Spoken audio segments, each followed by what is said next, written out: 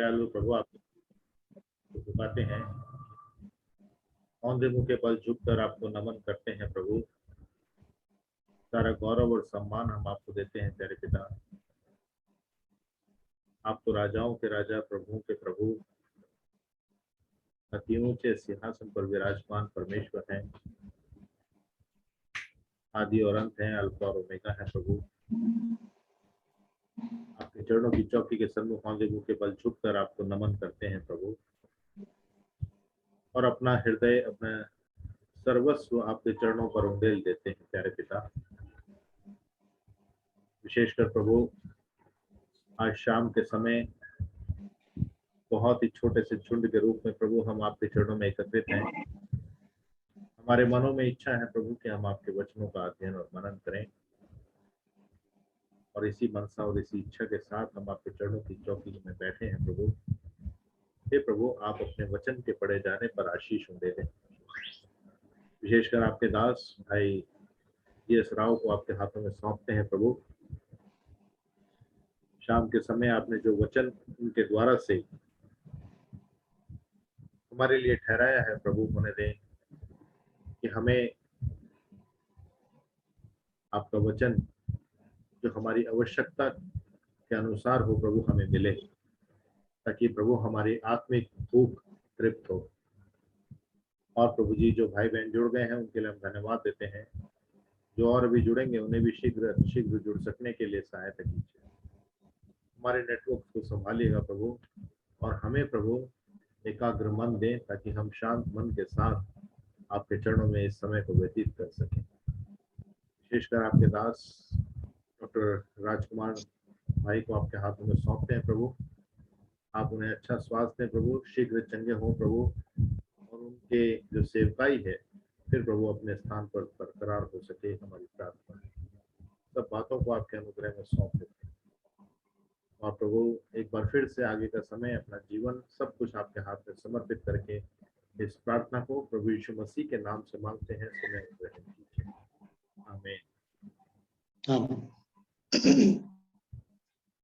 तो मैं निवेदन करूंगा भाई जीएस राव से प्रभु का संदेश कलीसिया के सम्मुख रखें। भाई जीएस। सभी भाई बहनों को जय मसीह की। हम बाइबल में वचन पढ़ेंगे, दूसरा कोरिन्थी, 2 कोरिन्थियंस चैप्टर 7 और उसका 9 वचन हम पढ़ेंगे। अब मैं आनंदित हूँ, पर इसलिए नहीं कि तुमको शोक पहुंचा, वरन इसलिए कि तुमने उस शोक के कारण मन फिराया, क्योंकि तुम्हारा शोक परमेश्वर की इच्छा के अनुसार था कि हमारी ओर से तुम्हें किसी बात में हानि ना पहुंचे। इसी अध्याय 8 अध्याय का 9 वचन भी पढ़ेंगे बहन, 8 का 9 भी।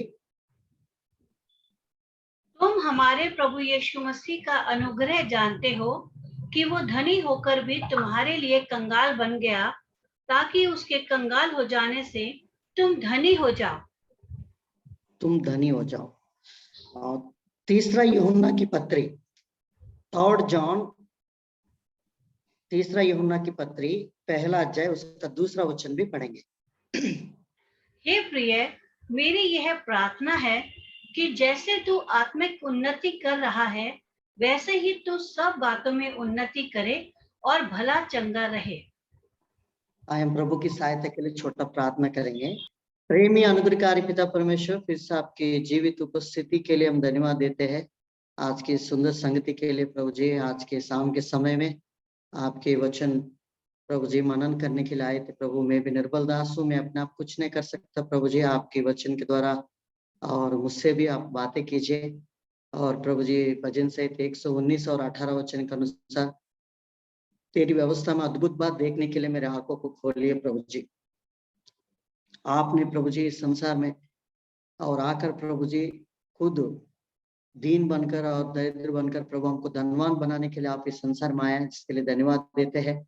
हमारे एक और एरियास में प्रभु जी आत्मिक उन्नति के साथ साथ और हर एक बातों में उन्नति होने के लिए आप चाहते प्रभु जी, आप सहायता करें। आज के वचन के द्वारा आप हमसे बातें कीजिए। सारी महिमा आदर आपको देते हुए प्रार्थना प्रभु यीशु मसीह के नाम से मांगते हैं, आमीन। हमने 2 वचनों को पढ़ा है। दूसरा कुरिन्थियों 8 अध्याय का 9वां वचन में हमारा प्रभु के अनुग्रह हम जानते हैं कि वो खुद धनवान होकर भी हमारे लिए कंगाल बन चुका है ताकि हम धनवान हो जाए। और तीसरा यूहन्ना 1 अध्याय 2 वचन में भी मेरी ये प्रार्थना है कि जैसा तू आत्मिक उन्नति कर रहा है वैसे तू सब बातों में उन्नति करे, ना केवल स्पिरिचुअल एरियाज में। और कई बार हम आध्यात्मिक जीवन में बढ़ोतरी होते हैं, परंतु इस संसार में कई कारण हम रहने के बावजूद भी कई बार कई चीजों में हम कमी घटी महसूस हम पाते हैं।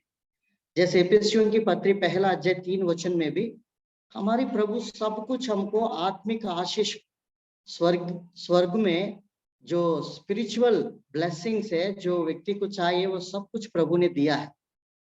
फिर भी कई बार हम मसीह परिवार में होने के बावजूद भी, मसीह में हम हमारा जीवन चलने के बावजूद भी कई बार हम उस कंगाल को हम महसूस करते हैं। कई बार कई चीजों में हम ग्रोथ नहीं कर पाते हैं। तो आज प्रभु के वचन में कुछ ऐसी बात है, बाइबल के अनुसार हम हर एक चीजों में उन्नति पाने के लिए, ना केवल आध्यात्मिक जीवन में जैसे हम प्रार्थना में वचन में हर एक चीजों में बढ़ोतरी हो रहा है, वो हमारे लिए स्पिरिचुअल धन हम इकट्ठा कर रहा है, वैसे संसार में रहते हुए भी हमारे लिए हमारा प्रभु बहुत कुछ हमको देते हैं, परंतु हम उसको सही रीति से हम इस्तेमाल ना होने के कारण इस संसार में हम कई बार लापरवाही के साथ कई बार हम हमारे जीवन में नुकसान उठाते हैं। तो आज हम कुछ वचन के आधारित पर में 7 हैबिट्स, मतलब there are 7 habits for the financial growth, आर्थिक स्थिति बढ़ोतरी के लिए 7 आदत बाइबल के अनुसार हम देखेंगे। प्रभु चाहता है हमको, प्रभु संसार में बहुत कुछ दिया है, परंतु हम सही ना इस्तेमाल होने के कारण कई बार हमारे हाथों के द्वारा हम निर्धन बन जाते हैं। हम अपने हाथों के द्वारा काम काज ना होने के कारण हम क्या होता है, हम अपने लापरवाही के साथ हम क्या कर देते हैं, हम खुद कंगाल में खुद चले जाते हैं। बाद में हम प्रभु के पास आकर कितना भी हम गिड़गिड़ाते हैं। उसकी आदतों को कैसे हम बदलना है, और क्या आदत आपके जीवन में बढ़ोतरी हो सकता है, बाइबल वचन के अनुसार ऐसी 7 प्रिंसिपल्स जो विषय है हम आज देखेंगे। नीति वचन 10 अध्याय का 4 वचन पढ़ेंगे। नीति वचन 10 अध्याय का 4 वचन। जो काम में ढिलाई करता है वो निर्धन हो जाता है, परंतु कामकाजी लोग अपने हाथों के द्वारा धनी होते हैं। धनवान और एक धनी होने के पीछे क्या ऐसी आदत एक मसीह के जीवन में क्या आदत होना चाहिए? सबसे पहला हमारा जीवन में धनवान होने के दोनों हाथ है। इधर lazy hands make a man poor but diligence hands make a wealth. English में लिखा है, एक निर्धन होने के लिए और धनवान होने के लिए एक व्यक्ति की हाथ ही उसको बढ़ोतरी भी कर सकता है, वही हाथ उसको निर्धन में भी लेकर जा सकता है। क्यों निर्धन में लेकर जाते हैं? हमारे जीवन में बहुत कुछ हम काम करते, संसार में रहने के बावजूद भी, बहुत कुछ कमाने के बावजूद भी हम कंगाल क्यों हम महसूस करते हैं? उसके पीछे इरादा ये था, हमारी आदतों में सुधार इस रीति से होना चाहिए। सबसे पहले हमारी जो आर्थिक स्थिति की बढ़ोतरी होने के लिए सबसे प्रथम स्थान प्रभु को देना चाहिए। मतलब हर एक चीजों में हमारी सोर्स एंड हमारी नीडफुल, हर एक चीजों में हमारी सप्लाई, हमारी सोर्स सब कुछ प्रभु होना चाहिए। जो भी प्रभु को जो प्रथम स्थान देकर प्रभु को सम्मुख रखते हैं और प्रभु की आज्ञाओं को जो व्यक्ति सम्मुख रखते हैं, उस कारण से उस व्यक्ति आर्थिक स्थिति में बढ़ोतरी हो सकता है। प्रभु स्वयं कहा है, व्यवस्था विवरण में, व्यवस्था विवरण 8 अध्याय का 18 वचन पढ़ेंगे। परंतु तू अपने परमेश्वर यहोवा को स्मरण रखना, क्योंकि वही है जो तुझे संपत्ति प्राप्त करने की सामर्थ्य इसलिए देता है कि जो वाचा उसने तेरे पूर्वजों से शपथ खाकर बांधी थी उसको पूरा करे, जैसा आज प्रकट है। देखिए, परंतु तू अपने परमेश्वर यहोवा का स्मरण रखना, क्योंकि वही जो तुझे संपत्ति प्राप्त करने की सामर्थ इसलिए देता है। हमारी सोर्स ऑफ इनकम, हमारी जो हर एक चीजों में बढ़ोतरी होने के लिए हमारी प्रभु ही सर्वोत्तम और उसी का प्रथम स्थान मानकर हम सम्मुख रखना है, तभी हम ग्रोथ हो सकता है। जिन व्यक्तियों के जीवन में प्रभु को प्रथम स्थान नहीं दे पाता है हर एक चीजों में, वो मेरा सोर्स है, मेरा प्रभु है, मेरी की कमाई की करने की जरिया मेरा प्रभु है, और मेरा कमाई की उन्नति भी करने का जरिया मेरा प्रभु है। जो व्यक्ति ये बात मान लेता है, जो व्यक्ति के जीवन में सबसे उत्तम और प्रथम स्थान और सेंटर, जो जीवन में सबसे प्रमुख मुख्य स्थान प्रभु को देगा, उस व्यक्ति को प्रभु धनवान और उस व्यक्ति को धनी की कभी कमी नहीं होता है, क्योंकि प्रभु की ओर से ही एक व्यक्ति को धन मिलता है और उस आशीष प्रभु की ओर से मिलता है। उस आशीष में कभी प्रभु परमेश्वर कभी दुख नहीं मिलाता है। नीति वचन 10 अध्याय का 22 वचन पढ़ेंगे, 10 का 22। नीति वचन 10 का 22। धन यहोवा की आशीष से मिलता है और वो उसके साथ दुख नहीं मिलाता। दुख नहीं मिलाता। धन यहोवा की ओर से मिलता है और उसमें दुख नहीं मिलाता। जो व्यक्ति प्रभु की प्रथम स्थान रखता है, जो अपने जीवन में प्रभु को, उस व्यक्ति के जीवन में वो जो भी कमाता उसमें दुख नहीं मिलाता है, और वो प्रभु के ऊपर संपूर्ण रीति से आधार मानने के कारण उस व्यक्ति को प्रभु बढ़ोतरी करते हैं। इसलिए मत्ती सुसमाचार 6 का 33 वचन में जब हम पढ़ते हैं, हम पहले प्रभु के राज्य को और प्रभु की धार्मिकता को हम खोज करते तो सारी चीज हमको मिल ली जाती। पढ़ेंगे, इट विल एड इट करके बाइबल में लिखा है, पढ़िए। इसलिए पहले तुम उसके राज्य और धार्मिकता की खोज करो तो ये सब वस्तुएं भी तुम्हें मिल जाएंगी। ये सब वस्तु तुझे मिल जाएगी। एक मनुष्य की जो आवश्यकता है, जो कुछ आवश्यकता के अनुसार उस मनुष्य की जो भी जरूरत होती है, वो सब कुछ उसको ऐड होगा। कब ऐड होगा? जब हम प्रभु की धार्मिकता और प्रभु की राज्य की हम खोजी रखेंगे, और प्रभु को देने वाला समय और प्रभु को देने वाला जो स्थान है प्रभु को जब हम देंगे, हमारी प्रभु एक प्रमुख स्थान में जब रहेंगे, तभी हमारी धन में, हमारी जो भी काम में, हम जो भी काम काज के द्वारा जो भी हमको प्रभु देते हैं, उसमें प्रभु की आशीष हमारा साथ ठहरता है। इसलिए व्यवस्था विवरण 28 अध्याय 1 और 2 वचन में स्वयं प्रभु ने इजराइल प्रजा को इन वचनों को कहा है, तो प्रभु को स्मरण करना, हर एक चीजों में प्रभु की स्थान देकर प्रभु की वचन को महत्वपूर्ण देगा, उन बातों को सुनकर करेगा तो तू उस देश में आशीष पाते हुए जाएगा। पढ़ेंगे, यदि तू अपने परमेश्वर यहोवा की सब आज्ञाएं जो मैं आज तुझे सुनाता हूँ चौकसी से पूरा करने का चित्त लगाकर उसकी सुने, तो वो तुझे पृथ्वी की सब जातियों में श्रेष्ठ करेगा। फिर अपने परमेश्वर यहोवा की सुनने के कारण ये सब आशीर्वाद तुझ पर पूरे होंगे। ये सब कुछ आशीर्वाद तुझ पर पूरा होंगे। व्यवस्था विवरण 28 अध्याय 1 और 2 वचन मानने के द्वारा बहुत सारी आशीष, प्लेंटी ऑफ ब्लेसिंग्स हम इस नीचे वचन में देखेंगे, तो उसमें बहुत सारी आशीष है। तो आज हम परमेश्वर के वचन में हमारी आर्थिक परिस्थिति को बढ़ोतरी करने के लिए प्रभु के वचन के अनुसार 7 आदत, पहला आदत, हम प्रभु को प्रथम स्थान देना है।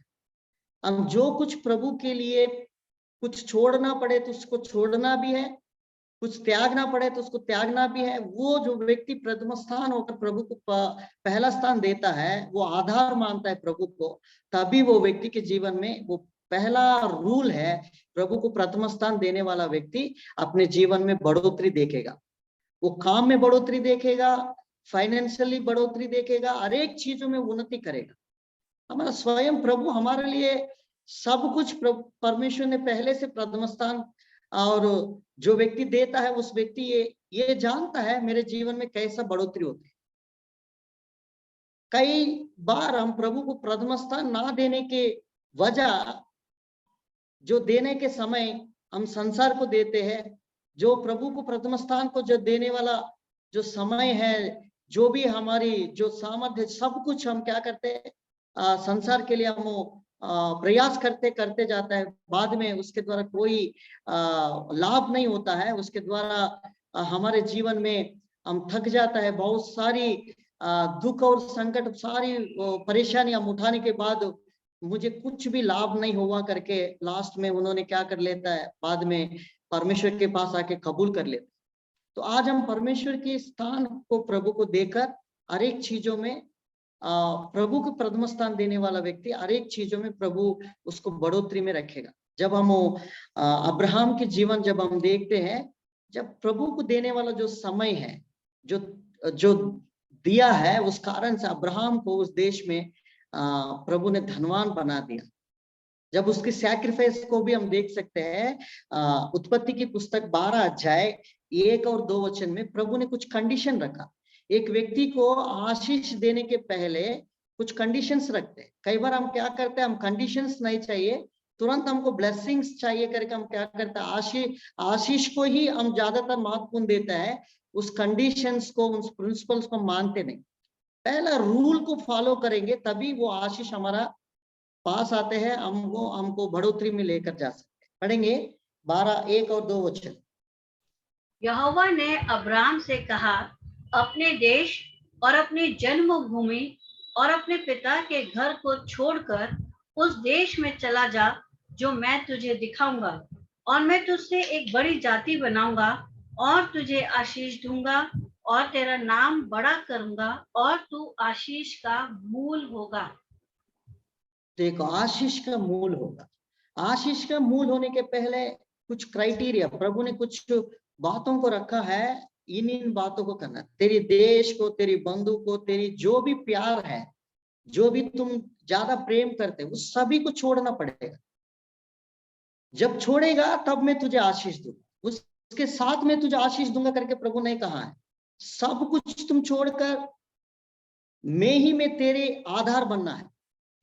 मेरे अलावा, मेरी सेवा, मेरे बिना तेरे को, तेरी जीवन में कोई मूल नहीं होना चाहिए, प्रथम स्थान नहीं होना चाहिए, मैं ही तेरी प्रथम स्थान होना चाहिए। अब्राहम से कंडीशन रखा, वैसा ही अब्राहम ने किया। जो उनकी यात्रा शुरुआत किया, 75 साल में प्रभु ने उनको बुलाया, 12 अध्याय के 5 वचन में।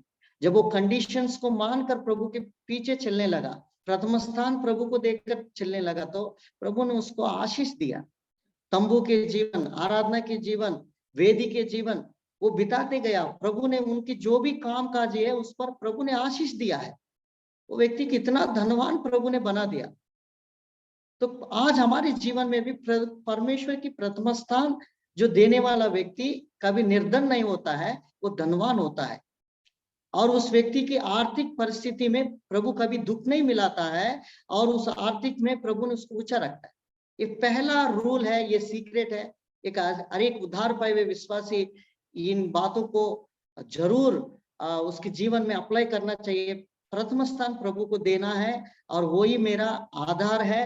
प्रभु की एक सेंटर प्लेस देकर प्रभु को आधार मानकर जो व्यक्ति आगे बढ़ता है, उस व्यक्ति के जीवन में सब कुछ संभव हो सकता है, उससे बढ़ोतरी होने के लिए। इसलिए दाऊद भी भजन संहिता 16 का 8 वचन, I set the Lord always before me, मैंने परमेश्वर को अपने सम्मुख रखा है। 16 का 8 वचन में मैंने परमेश्वर को सम्मुख रखा।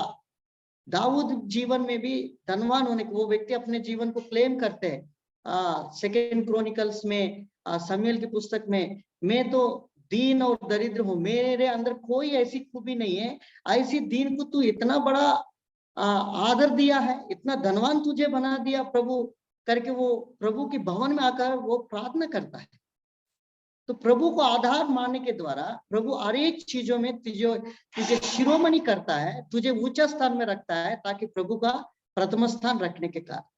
तो आज हम परमेश्वर के वचन में पहला रूल ये है, ये कि वो उद्धार पाए हुए विश्वासी आर्थिक स्थिति में बढ़ोतरी होने के लिए प्रथम स्थान प्रभु को देना है। दूसरा बात यह है, हमारी जो भी प्रभु ने हमारे जीवन में दिया हुआ हर एक संपत्ति है, हर एक जो भी दिया हुआ चीजों में प्रभु को देने वाला हिस्सा प्रभु को बराबर देना है। कई बार हम कंगाल क्यों हो जाता है, प्रभु की हिस्सा प्रभु के बराबर नहीं दे पाता है, इस कारण से हम कंगाल बन जाते हैं। उस कारण से हमारी फाइनेंशियल रीति से हम कई बार बढ़ोतरी की वजह हम सोचते हैं ये भाग आज इस महीना प्रभु को नहीं देंगे, ऐसा करके हम कई बार डिले कर लेते हैं और कई बार हम वो भाग नहीं दे पाता, उसके द्वारा हमारी बढ़ोतरी नहीं होगा, वो हमारा नुकसान है।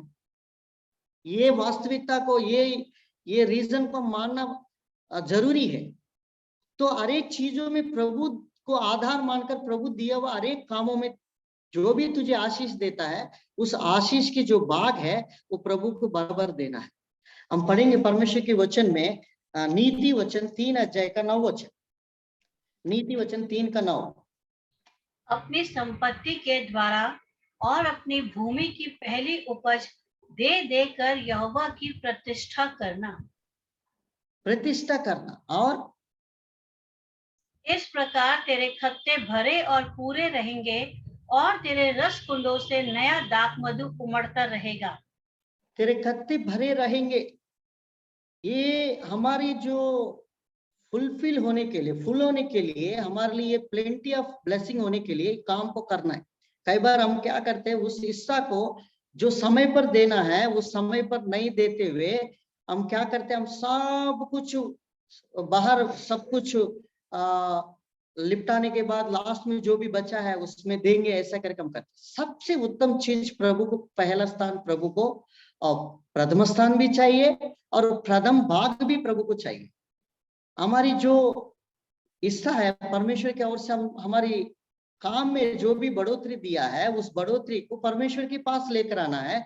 उसको परमेश्वर रख के आपको ऐसी कम नहीं देगा, परमेश्वर उससे उसके द्वारा तेरी बढ़ोतरी करेगा। पहला उसमें उपज में देना ताकि तेरी खत्ते भरपूर रहे, तेरी घर के अंदर जो खाना जो भी है उसको कभी कमी ना होने पाए। उस वचन को फिर से पढ़ेंगे बहन, 9 और 10 वचन। अपनी संपत्ति के द्वारा और अपनी भूमि की पहली उपज दे देकर यहोवा की प्रतिष्ठा करना, इस प्रकार तेरे खत्ते भरे और पूरे रहेंगे और तेरे रस कुंडों से नया दाख मधु उमड़ता रहेगा। हाँ, उमड़ता रहे। जो कुछ प्रभु ने दिया है उसको देने के द्वारा उसके बाद प्रभु आपको उसको बढ़ोतरी में लेगा। जब अब्राहम को प्रभु ने आशीष दिया है, आशीष कैसा प्रभु उसको बढ़ोतरी दे रहा था, अब्राहम भी जो प्रभु को देने वाला हिस्सा प्रभु को देता था। उत्पत्ति की पुस्तक 14 अध्याय और 20 और 21 वचन पढ़ेंगे। और धन्य है परम प्रधान ईश्वर जिसने तेरे द्रोहियों को तेरे वश में कर दिया है। तब अब्राम ने उसको सबका दशमांश दिया। जब सदोम के राजा ने अब्राम से कहा, प्राणियों को तो मुझे दे और धन को अपने पास रख। देखो, अब्राहम ने परमेश्वर की हिस्सा को परमेश्वर को दिया।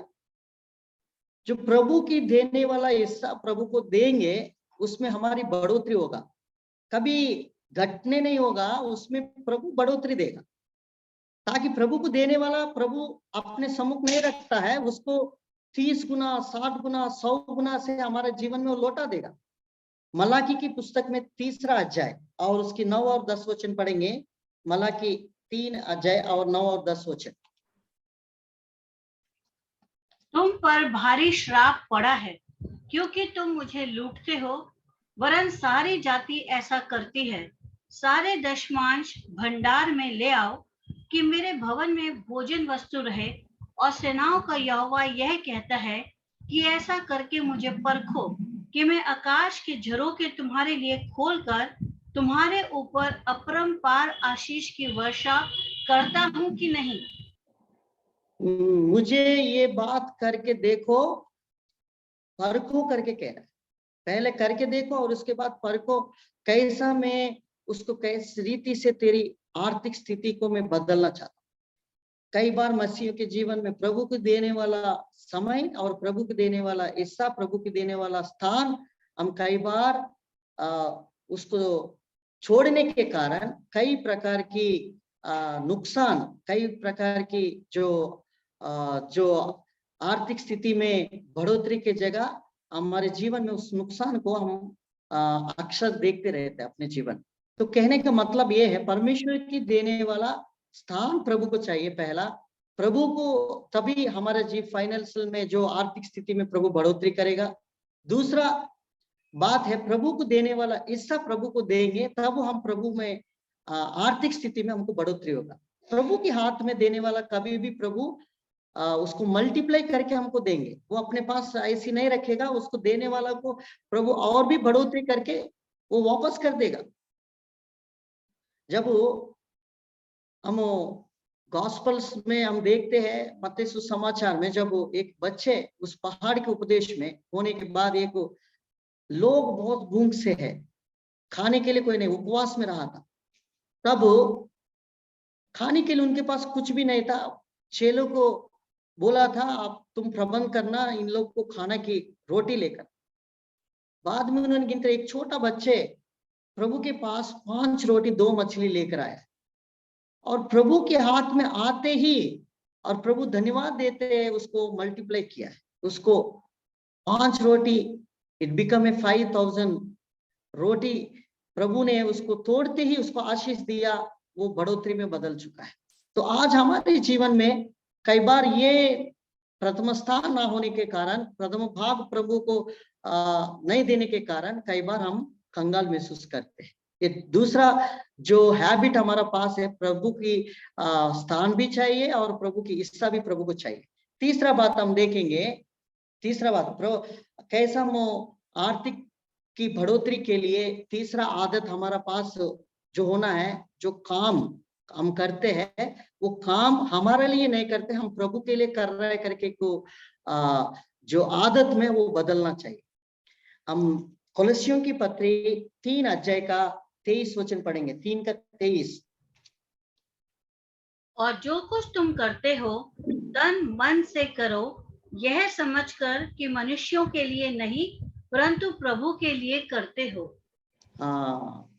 तन मन से करना है, मनुष्यों के लिए नहीं प्रभु के लिए कर रहा है करके हम सोचना है। कई बार हमारा आर्थिक परिस्थिति में क्यों हम ये नुकसान क्यों उठाता है। कई बार कई जगह में हम काम करते हैं, जिस कार्य क्षेत्र में हम काम करते हैं उस काम में हम क्या करते हैं, मनुष्यों के लिए बहुत कुछ हम करके, बहुत कुछ एफर्ट करके हमारी बढ़ोतरी के लिए देखते हैं, बाद में हमको यूज करके उन लोग थ्रो कर लेते हैं। क्यों? आपने उस कंपनी के लिए, उस काम के लिए तुमने कितना प्रयास किया है, कितना प्रकार की मेहनत आपने किया, बॉस को खुश करने के लिए, कंपनी को बढ़ोतरी के लिए समय किया, बहुत कुछ किया, बाद में उन्होंने आप उपयोग में किया, और उपयोग में होने के बाद आपकी काम हो गया तो आपको उन्होंने यूज एंड थ्रो, मतलब यूज किया, आपके काम के होने के बाद उन्होंने छोड़ दिया है। प्रभु की वचन कहता है जो भी तुम कर रहा है वो मनुष्यों के लिए नहीं परमेश्वर के लिए किया कर रहा है करके हमको क्या करना है, तन मन से करना है। कई कंपनीज में कई प्रकार की अन्य जाति लोग उधर रहता है, जो हमारी जो ऊपर जो रहता है वो मालिक हो सकता है, जो भी है वो प्रभु पर विश्वास नहीं करते। ऐसी जगह में आप काम करते हो, कई प्रकार की नुकसान, कई प्रकार की समस्या आपको सामना करना होता है। उस समय में हम क्या कुड़कुड़ाना नहीं, कई बार हम क्या करते हैं, उस कुड़कुड़ाने के कारण, मरमरिंग के कारण कई बार हम क्या करते हैं, उस काम को छोड़कर हम बढ़ोतरी की जगह घटोतरी में, जो भी हम काम कर रहा है उस काम को मैं मेरे लिए नहीं कर रहा है, मेरा प्रभु के लिए कर रहा है करके जब आप महसूस करेगा तभी उस काम में तुझे आशीष मिलता है। बाइबल में बहुत सारे एग्जाम्पल्स है, आप यूसुफ के जीवन को देख सकते हैं, नेहमिया के जीवन को देख सकते हैं, शद्रक मेशक अबेदनेगो जीवन को देख सकते हैं, दानियल के जीवन देख सकते हैं। ये सारी लोग गुलामी में रहकर उनकी वो काम पसंद नहीं है, वो काम उनके लिए बहुत टाइट है, बहुत गुलामी की स्थिति में है, बाइंडिंग जगह में है, परंतु उन्होंने मेरे लिए नहीं, मेरा प्रभु के लिए मैं कर रहा हूं करके उन्होंने उस देश में परदेशी होकर भी अन्य जाति देशों में भी उन लोग अपने समय को व्यतीत करते हुए प्रभु के लिए जीना और प्रभु के लिए काम करने के लिए प्रभु के लिए वो काम किया गया है। इस कारण से उसी काम उनको बढ़ोतरी मिला है। अन्य जाति के राजा के पास नेहेमिया कप बेरर, वो उनको खाना पीना की व्यवस्था करने की जिम्मेदारी उसको दिया गया है। दानियेल को 3 प्रमुख राजा के समय वो काम करते गए, प्रभु उसको अधिकारी बनाते गया है। शद्रक मेशक अबेदनगो, कितने लोग प्रभु की लोग हैं, वो प्रभु के लिए जो काम कर रहा है वो तन मन से किया है, वो मेरे लिए नहीं मेरा परमेश्वर के लिए करके उन्होंने व्यतीत किया, इसलिए उस काम में उन्होंने बढ़ोतरी किया।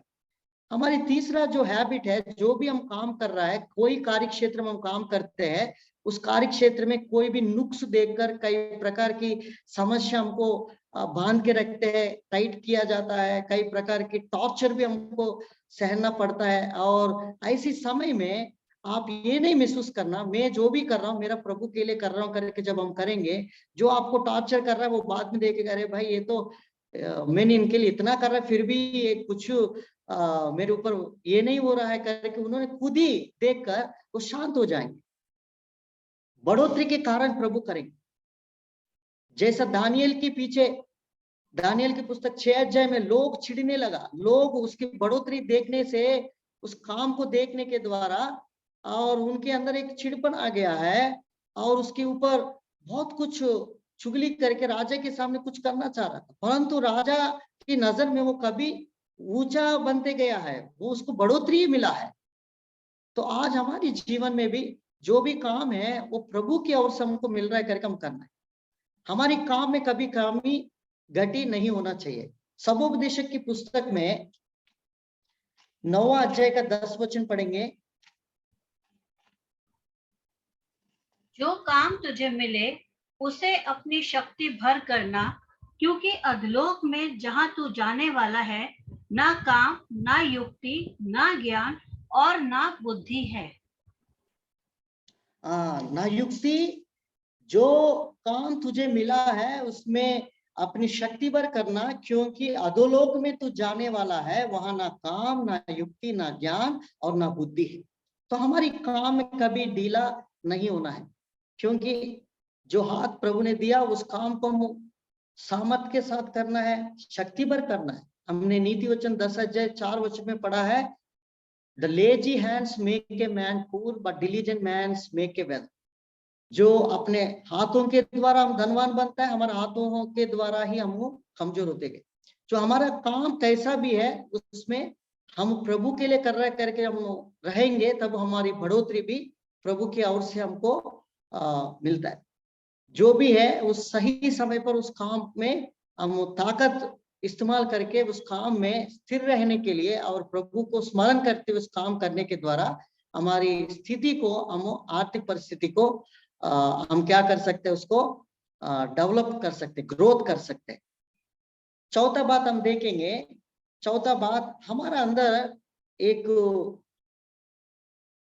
जो भी आर्थिक स्थिति को कई बार हम क्या करते हैं, जो भी हमको प्रभु की ओर से जो भी हमको मिलता है, जो भी परिश्रम के द्वारा, वो कोई भी कंपनी के माध्यम से हो, जो भी गवर्नमेंट जॉब से होगा, कुछ ही कोई भी भाई बहनों को किसी माध्यम से उसको प्रभु की ओर से जो दिया हुआ धन को उसको क्या करना है, उसको एक मेंटेनेंस प्रभु की ओर से हम उसको एक ये लेके हम चलना है। कई बार हम क्या करते हैं, उसमें भी हम लापरवाही करने के द्वारा हमारा फाइनेंशियल क्राइसिस को हम बिगड़ते हैं, खुद हाथों से हम बिगाड़ देते हैं। हम बाइबल में से एक वचन को पढ़ेंगे, नीति वचन 27 अध्याय का 33 वचन, 27:33।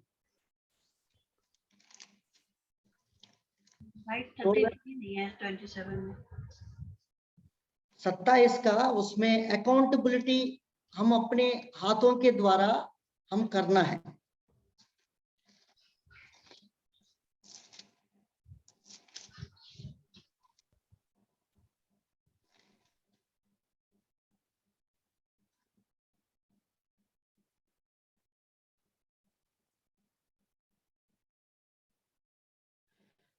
जो भी प्रभु हमको दिया जाता है उसमें हम क्या करना है, और उसको हम बढ़ोतरी में बदलने के लिए हम प्रभु में एक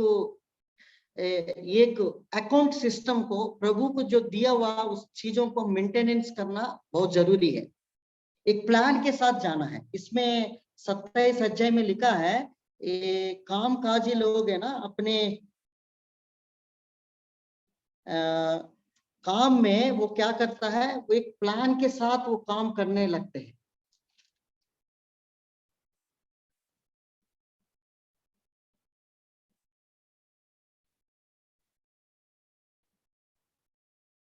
बारह वचन पढ़ेंगे बहन, 27 का 12। बुद्धिमान मनुष्य विपत्ति को आते देखकर छिप जाता है, परंतु भोले लोग आगे बढ़े चले जाते और हानि उठाते हैं। हानि उठाते हैं। इसमें ये भी लिखा है परमेश्वर की वचन में, जो बुद्धिमान व्यक्ति पहले से ही क्या करता है, पहले से ही वो अपने चीजों को देखकर छुप जाता है। जो भी चीज है जो प्रभु की ओर से जो भी हमको दिया जाता है, उस व्यक्ति अपने हर एक चीजों में एक टेबल मेंटेनेंस, टेबल मतलब एक जो भी खर्चा है, उस जो भी हम किसी को किसी वजह से हमने किसी से कर्जा लिया है, जो भी किया है, उन बातों में हमेशा क्या करता है, उन बातों को पहले से ही सोचकर वो व्यक्ति अपने सिस्टम में लागू करते हैं। कई बार हम क्या करते हैं, जितना हम आते हैं उसको पूरा की पूरा खर्च करने लगते हैं। कल चीजों के लिए हम चिंता नहीं करते हैं।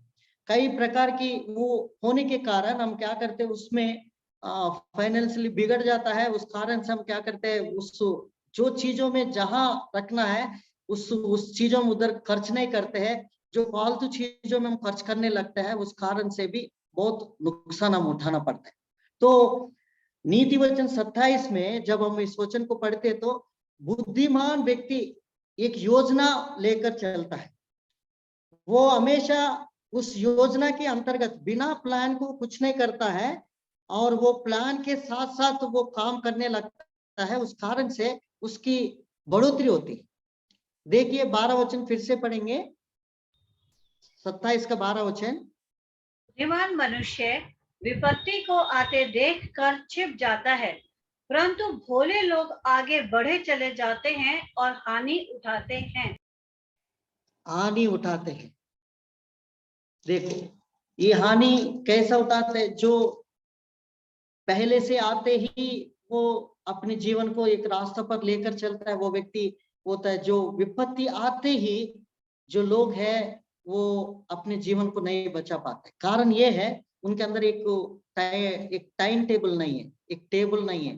क्या आ रहा है, कहाँ जा रहा है, कितना जा रहा है, क्या उसमें हम टैली करना चाहिए। जो भी हमारा खर्चा है उस खर्चा को प्रभु की दिया हुआ जो चीज है, समय को भी वो हिसाब करेगा, पैसा का भी प्रभु हिसाब पूछेगा, हर एक चीजों को प्रभु हमको दिया हुआ हर एक चीजों की हिसाब पूछेगा। तो हम एक प्लान लेकर चलने में हमारे लिए एक बढ़ोतरी की जीवन होता है। बुद्धिमान व्यक्ति विपत्ति देखते ही, विपत्ति आने वाला है, वो पहले से ही वो सुधर जाता है। वो पहले से ही उस विपत्ति को देखकर वो प्लान को, सब कुछ को योजना के अनुसार वो काम करने लगते हैं।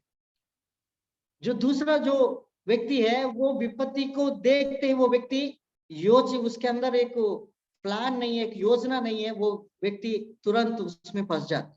तो आज हम परमेश्वर के वचन में देख रहा है, जो फाइनेंशियल रीति से प्रभु बढ़ोतरी होने वाला व्यक्ति, प्रभु को प्रथम स्थान देना पहला रूल है। दूसरा, प्रभु को देने वाला हिस्सा प्रभु को देना है। तीसरा, काम में प्रभु को स्मरण करते, मैंने मनुष्य के लिए काम नहीं कर रहा है, ये काम मेरा प्रभु के लिए और मैं प्रभु के राज के लिए मैं काम कर रहा हूँ। जो व्यक्ति ये सोचेगा वो व्यक्ति अपने जीवन में बढ़ोतरी ला सकता है उस आदत में बनने के द्वारा। चौथा, एक टाइम टेबल लेके उस करना है। और प्रभु की राज्य में भी हमको हर एक हिसाब दिया, प्रभु की घर में भी प्रभु ने हमको भी एक हिसाब दिया है। हम उस हिसाब के अनुसार हम काम करना है। जैसे बुक मेंटेनेंस जैसा हम करते हैं, वो बुक में हम हमेशा उस टेबल और उस मेंटेनेंस को हम फॉलो करते जाना है। और जो भी प्रभु की ओर से हमको मिलता है, उसमें प्रभु की ओर से जो दिया हुआ हर एक चीजों को एक हिसाब में हम रखना है। पांचवा चीज, नीति वचन 21 अध्याय उसके 20 वचन, 21 का 20। बुद्धिमान के घर में उत्तम धन और तेल पाए जाते हैं, परंतु मूर्ख उनको उड़ा डालता है। मूर्ख उसको उड़ा डालता है, उड़ाने वाला। आते कम है, उड़ाते ज्यादा है, और आने आते भी जो आते हैं उसको और भी अधिक इधर से उधर से मांग कर और भी खर्चा करने वाला। बुद्धिमान के घर में तेल की कमी नहीं होगा और धन का कमी नहीं होगा। ये तेल और धन बुद्धिमान के घर में रहते। इसका मतलब है प्री प्लानिंग, पहले से सेविंग करने वाला जो जीवन होना चाहिए। फाइनेंशियल रीति से ग्रोथ होने वाला व्यक्ति छोटा से ही अपने जीवन को सेविंग करना और उसको एक जगह में उस पूंजी को जो भी प्रभु की ओर से दिया जा रहा है उसको रखना है। वो तेल और धन कभी बुद्धिमान के घर में कमी नहीं होती। इसका मतलब ये नहीं है तेल की डब्बा खरीद के अपना घर में रख लो, ऐसा ये बात नहीं है। तो तेल के मतलब है कई बार हमारे जीवन में, बुद्धिमान व्यक्ति के जीवन में एक सेविंग, एक प्रभु की दिया हुआ हर एक चीजों को, और उसमें जहां खर्चा है उधर करना है, जहां खर्चा नहीं है उसको बचत करके उसको रखना है। और ये बचत करना भी प्रभु की और से प्रभु ने दिया है। बुद्धिमान व्यक्ति के जीवन में धन और उसकी तेल की कमी नहीं होता है। उसके घर में कभी कमी घटी महसूस नहीं होता है। कभी भी गया 10 लोग उसके घर में खाने की रहता है और कभी कमी और महसूस नहीं होता है। बाइबल में एक एग्जाम्पल है, उत्पत्ति की पुस्तक 41 चैप्टर में 28 से 30 वचन पढ़ेंगे। एक फिरौन राजा को एक दर्शन, एक स्वप्न आता है। उस स्वप्न के बारे में स्वयं परमेश्वर ने यूसुफ को ये बातों को प्रकट करने की वरदान प्रभु ने दिया। वो राजा को कोई उसकी उस जो स्वप्न देखा उसके भाव को कोई उसकी एक्सप्लेनेशन नहीं कर पाया है। जो स्वप्न देखा है उसके अर्थ केवल यूसुफ ने बताया। राजा को बता रहा है, राजा तेरी देश में एक बड़ा अकाल आने वाला है। 7 वर्ष प्रभु एक भरपूरी रीति से प्रभु तुझे आशीष देगा। तेरी अन्न, तेरी सारी जो फसल है, तेरी देश में जो बीज बोते हैं उसको प्रभु बहुत सारी आशीष प्रभु देगा। ये 7 साल में जो कुछ तुमने देश में फसल उगते हैं उसमें जो कुछ है उसको तुम क्या करना है, स्टोर करना। एक 7 वर्ष है, इसके बाद जो 7 वर्ष आता है वो 7 वर्ष एक भयानक रीति से अकाल पड़ेगा। उस अकाल के समय में जो बचे हुए जो कुछ, जो अन्न को, जो गेहूं को, जो भी आपने रखा है उसको आप लोगों को उसके भूख को मिटाने के लिए उस अकाल के समय को इसको इस्तेमाल करना। पढ़ेंगे इस वचन को 41 चैप्टर 28 से 30 वचन तक पढ़ेंगे। यह वही बात है जो मैं फिरौन से कह चुका हूँ कि परमेश्वर जो काम किया चाहता है उसे उसने फिरौन को दिखाया है। सुन, सारे मिस्र देश में 7 वर्ष तो बहुतायत की उपज होगी। उनके पश्चात 7 वर्ष अकाल के आएंगे और सारे मिस्र देश में लोग इस सारी उपज को भूल जाएंगे और अकाल से देश नाश होगा और सुकाल, बहुतायत की उपज देश में फिर स्मरण न रहेगा, क्योंकि अकाल अत्यंत भयंकर होगा। और फिरौन ने जो यह स्वप्न 2 बार देखा है, इसका भेद यही है कि यह बात परमेश्वर की ओर से नियुक्त हो चुकी है और परमेश्वर इसे शीघ्र ही पूरा करेगा। देखो, ये जो स्वप्न के अर्थ यूसुफ ने स्वयं प्रकट किया है परमेश्वर की ओर से। फिरौन राजा उन बातों को मान लिया था और फिरौन राजा बाद में सारी अधिकार यूसुफ को सौंपता है। बाद में कहता है देश में जो प्रभु ने जो बात बताया पहले से वो बात उन्होंने लागू किया है। जो कुछ उनकी बढ़ोतरी हुआ है, जो उस देश में प्रभु ने उस अन्न को आशीष दिया, उस फसल को, जो धान को, वो सब कुछ उन्होंने स्टोर किया गया है।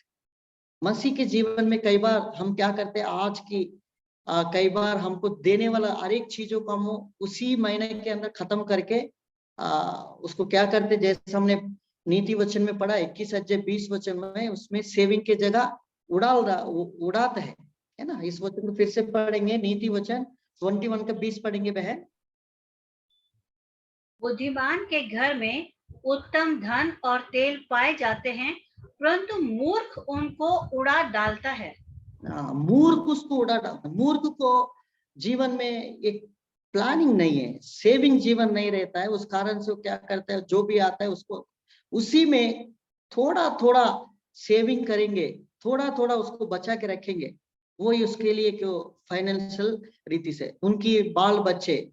कई धर्मी व्यक्ति के बारे में नीति वचन में लिखा है, धर्मी व्यक्ति अपने बच्चों को कुछ छोड़ के चले जाता है, कुछ धन को छोड़ के चले जाता है। तो कई बार हम जो नुकसान उठा रहा है वो हमारे बच्चों तक वो नुकसान वो नहीं देखने पाए करके, जो भी लोग परिश्रम करते हैं अभी से ही उन लोग क्या करते हैं, सेविंग करके। जैसा यीशु की देश में अकाल पड़ने वाला है, उन्होंने पहले से ही वो 7 वर्ष उन्होंने स्टोर किया, जितना स्टोर कर सके उतना स्टोर किया। बाद में वो क्या हो गया, अकाल आना शुरुआत हो गया। अकाल आ गया तो उसमें जो कुछ उन्होंने बचाया है, जो कुछ उसको उन्होंने यूज किया है। मसीह के जीवन में कई बार क्या करते, जितना कर्जा उसको कर्जा उठाते हुए और उसकी बढ़ोतरी करते हुए उसको उसकी पूरा रकम चुकाने के वजह और भी हम करते जाए। अभी से हम जिस व्यक्ति जो प्रभु की आर्थिक स्थिति से बढ़ोतरी होने के लिए, जो बुद्धिमान व्यक्ति अपने पास धन का कमी नहीं छोड़ता और तेल का कमी नहीं छोड़ता है। आप दूसरा राजों की पुस्तक 4 अध्याय में एक बड़ा एग्जाम्पल है। एक एलीशा के पास एक चेले था, एक चेला अचानक उसकी मृत्यु हो गया है, वो किसी से कर्जा किया, कर्जा के कारण उसके पास 2 बेटा था। जिससे वो कर्जा किया है उन लोग आकर उनको तंग करने लगा, अगर आप देगा तो ठीक है, नहीं तेरी बच्चों को हम गुलाम बनाकर ले जाएंगे, हमारा कर्जा जब तक नहीं उतरेगा तब तक हम रखेंगे। वो भविष्यद्वक्ता में जो चेले की जो दासी है, वो पत्नी है, एलीशा के पास आकर गिड़गिड़ाने लगी, मेरा पति तेरे पास चेले थे, वो बहुत ढरबई मारने वाला व्यक्ति है, क्या है वो उससे पूछने लगा, अब मैं क्या करना मुझे मालूम नहीं हो रहा, मेरा बच्चों को भी ले जाएंगे कर। शायद वो गई है, कुछ उनको कुछ मदद हो जाएगा एलीशा के द्वारा, वो अपने बातों को सम्मुख रखा। परंतु एलीशा उससे पूछा तेरे पास क्या है, बोलते मेरे घर में एक अंडी तेल है, तेल। और उस अंडी तेल से प्रभु ने दास उसको बोला, आसपास में जाओ, खाली बर्तन इकट्ठा करो और दरवाजा बंद करके जितना इकट्ठा करना तुझे इकट्ठा कर। और तेल उड़ेलते गए, पूरा तेल से वो सारी बर्तन भर गया है। बर्तन ना होने के कारण वो तेल रुक गया। बाइबल कहती है, वो बाद में आप पढ़ सकते थे, राजाओं की पुस्तक दूसरा राजा 4 अध्याय में वो उसकी वर्णन है। तो बाद में वो सब तेल बेचकर वो क्या किया, सारी कर्जा को पूरा निकाल दिया। तो सेविंग कई बार हमारा जीवन, उस दास के पास कुछ भी नहीं, एक तेल है। उन दिनों में लोगों के पास रोटी और तेल यही एक धन के रूप में रखते थे। उनके अंदर खाना ही एक अन्न है, वो एक बड़ा धन है। इसलिए सारे पर एक विधवा थे, उसमें एलिया को भी जब जाते तो वो थोड़ा तेल और थोड़ी मुट्ठी में थोड़ा आटा है। तो तेल ये आशीष के कारण है, वो जो हम जितना बुद्धिमान है उसके घर में तेल और धन की कमी नहीं होती। और मूर्ख व्यक्ति उसमें क्या होता है, वो उड़ा डालता है। तो आज हम परमेश्वर के वचन में सेविंग करना, जो व्यक्ति है, जैसा फिरौन की राज्य में, मिस्र देश में जो बड़ा अकाल होने वाला है उसमें बचाने के लिए उन्होंने सेव किया। तो आज हमारे जीवन में भी आर्थिक स्थिति में बढ़ोतरी होने के लिए आज से ही थोड़ा थोड़ा सेविंग करेंगे, उसमें आने वाला समय में एक एक बूंद की, बारिश की जो बूंद है वो पानी की ज्यादा वो बन जाता है, पानी की इकट्ठा करना जैसा, वो वैसा ही आज से जो भी हम काम करते हैं उसमें प्रभु को स्मरण करते हुए, प्रभु की हिस्सा देते हुए, जो भी आप सेविंग करेगा वो आपके बच्चे, आपकी बढ़ोतरी के लिए वो कारण बनता है। छठवां चीज हम देखेंगे परमेश्वर के वचन में, एक नीति वचन 27 का 28 वचन पढ़ेंगे। 27 का 28। 28 नहीं है इसमें, 27 में 28 नहीं है। नहीं 3 चैप्टर 27 28, नीति वचन 3 का 27 और 28।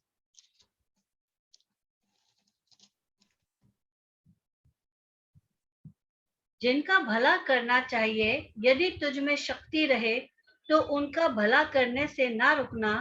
यदि तेरे पास देने को कुछ हो तो अपने पड़ोसी से ना कहना कि जा कल फिर आना, कल मैं तुझे दूंगा। देखो इंग्लिश बाइबल में लिखा है, don't with hold repayment of your debits करके लिखा है।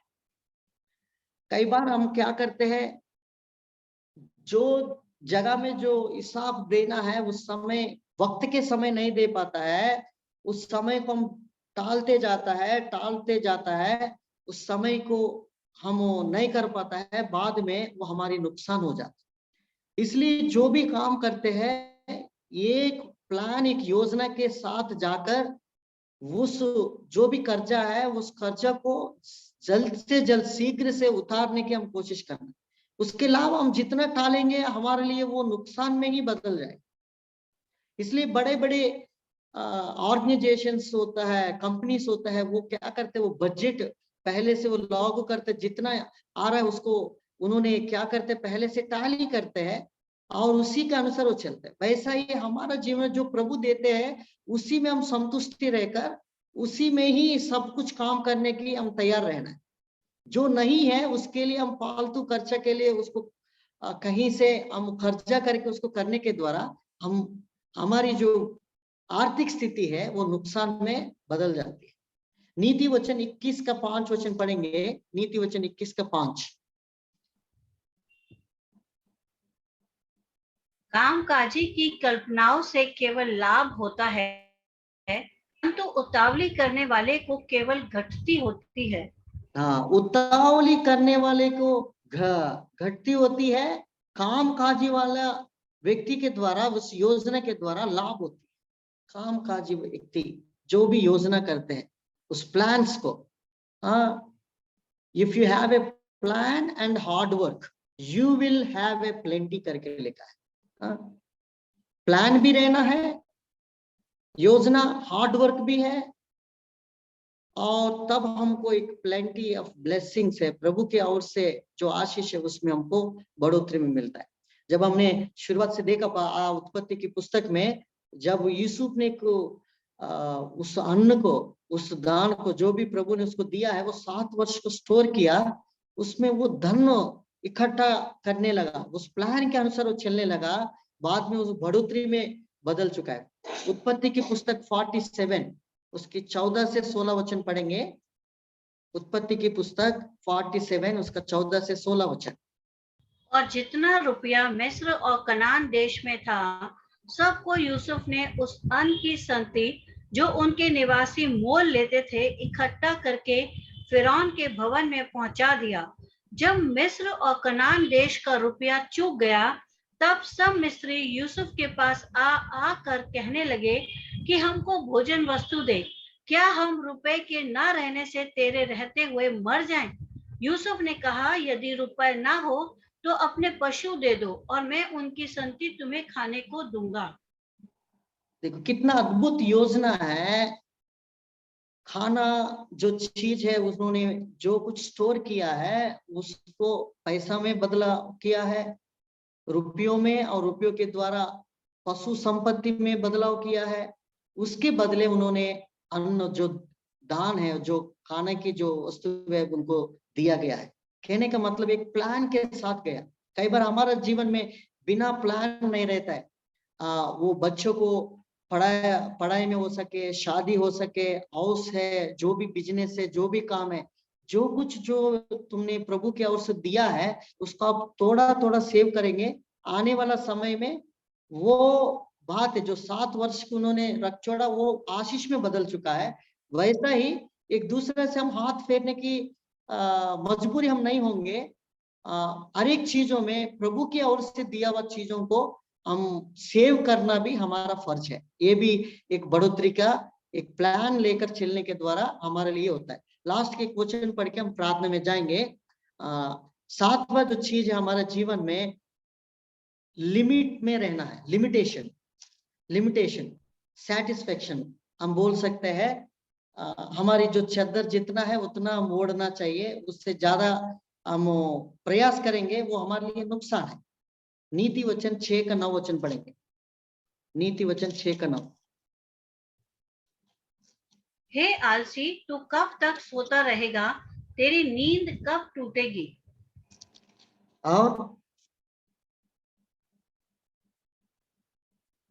और भी नीचे पढ़ेंगे बहन। कुछ और सो लेना, थोड़ी सी नींद, एक और झपकी, थोड़ा और छाती पर हाथ रखे लेटे रहना। तब तेरा कंगालपन बटमार की नाई और तेरी घटी हथियार बंद के समान आ पड़ेगी। और 8 वचन भी पढ़ेंगे।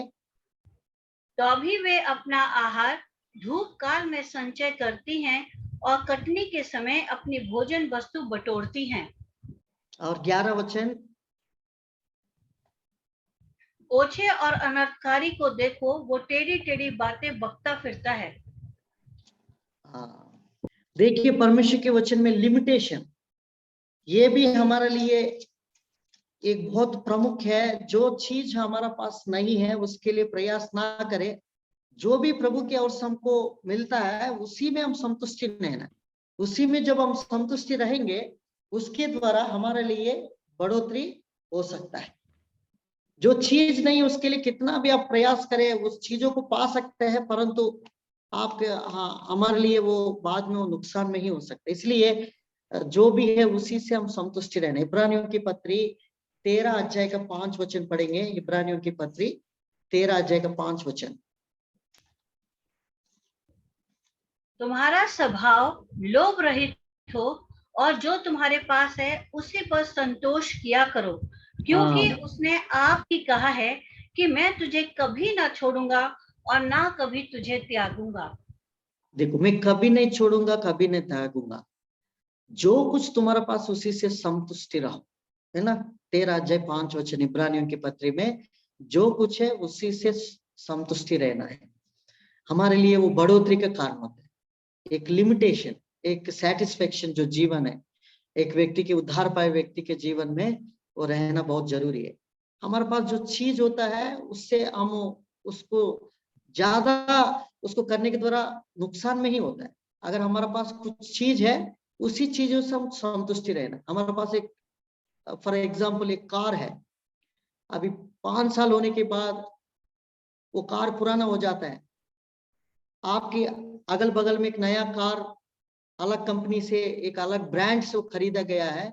आपके अंदर भी एक उत्सुक होता है मुझे भी इससे बढ़कर एक अच्छा कार की आवश्यकता है। लोग बोलते तुम्हारा कार पुराना हो गया।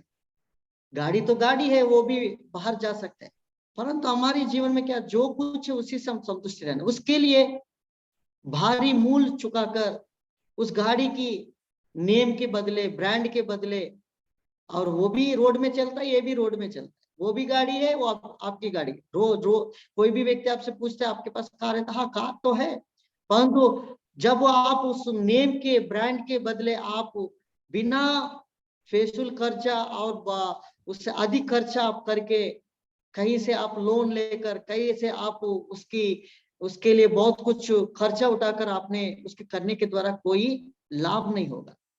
हमारे जीवन में हर एक छोटा छोटा चीजों में जो भी प्रभु देते हैं उसमें लिमिटेशन में रहकर हम उस काम को उस फेसुल खर्चा को हम दूर करके एक लिमिटेशन और एक सेटिस्फेक्शन के साथ जो भी प्रभु दिया उसमें संतुष्टि रहकर जाने से हमारे जो फाइनेंशियल में आर्थिक स्थिति में प्रभु बढ़ोतरी प्रभु के द्वारा हमको दिया जाता है। आज हम परमेश्वर के वचन में 7 ऐसी बात है हमारे आर्थिक बढ़ोतरी के लिए, हमारी मार्ग भी हो सकता है, विषय भी हो सकता है बदलने के लिए। आदत में हम बदलना है।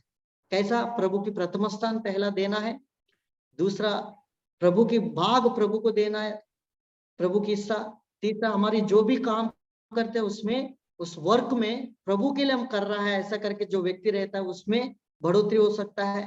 और एक टाइम टेबल, एक टेबल है, अगर जो भी खर्चा किया है उसको अकाउंटेबिलिटी करने के लिए हमारी खर्चा क्या है, हमारी कहाँ हमारी ज्यादा हो रहा है, कहाँ हम उसको कम कर रहा है, वो भी हमारे जीवन में होकर रहना। पांचवा हमने देखा सेविंग। जो बुद्धिमान व्यक्ति के घर में तेल की कमी नहीं होती, धन का कमी नहीं होती, वो हमेशा सेव करके रहे, हमने देखा। और इसके बाद छठवां चीज, एक प्लान के साथ अपने आर्थिक परिस्थिति को एक प्लान के साथ वो चलता है। लास्ट में एक लिमिटेशन, जो भी वो कमाता है उसमें वो सेटिस्फेक्शन हो। प्रभु इन वचनों के द्वारा प्रभु आशीष करे। आइए हम प्रार्थना में जाए। थैंक यू भाई।